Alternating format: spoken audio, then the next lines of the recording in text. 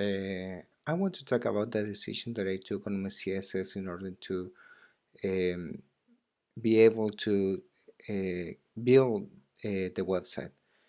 So this will be a really quick review from the top to the bottom, and I will talk about the decision that for me were the more important decision that I took in order to accomplish my goal.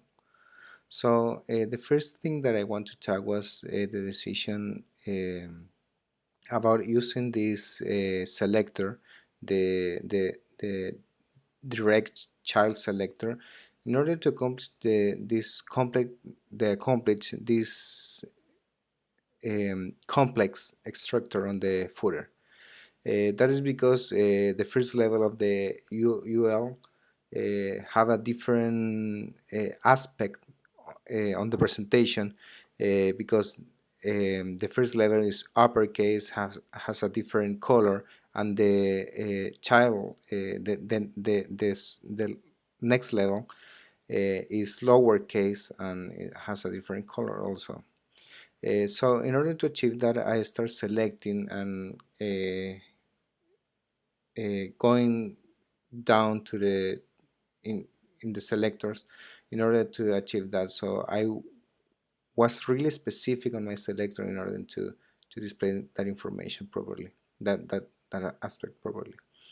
Then one of the decision that I took was use the selector on the class sale and discount before and after in both of them in order to draw the triangles that appears on the screen.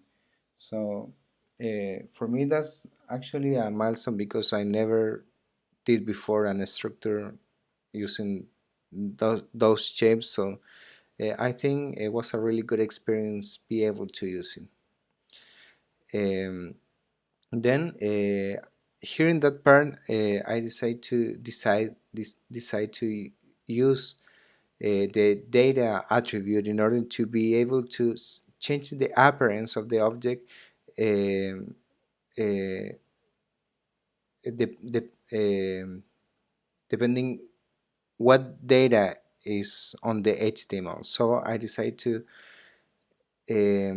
include the data attribute on my HTML, and if it's true, display the checkbox mark checked, or if it's false, not checked. So that was I think was one of the most important decisions. Then here for me more than the selector was the fact that I used the box shadow in order to draw the shadow behind the buttons. Um, that's also was a really entertaining for me discover how to do that. Then I want to talk the table because I never thought that you can display a table in a like make it look good.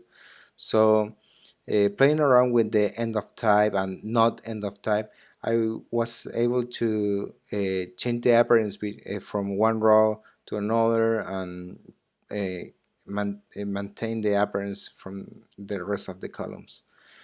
Um, and then for me was a really challenge be able to draw this line that is going to the top and crossing the screen to the bottom because I use the after and the before selector in order to create an empty container to draw the line and positioning relative the container in which I was selecting to or in which I select to draw that.